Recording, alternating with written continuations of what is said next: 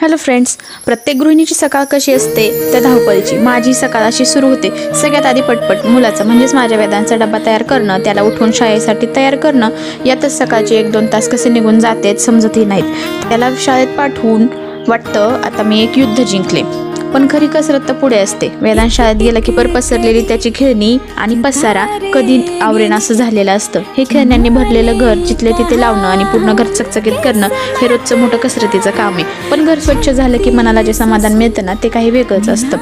घरातली सगळी कामं आटोपली की मग येतो माझा आवडता वेळ. लोक म्हणतात गृहिणीला स्वतःसाठी वेळ मिळत नाही, पण माझं असं मत आहे की गोष्टी सोप्याही नसतात आणि तितक्या अवघडही नाही. जर आपण मनापासून वेळ काढला तर सगळं काही होतं. हाच निवांत वेळ काढून मी माझ्या आवडीचं हे काम करत बसते, म्हणजे तुमच्यासाठी व्हिडिओ बनवणं.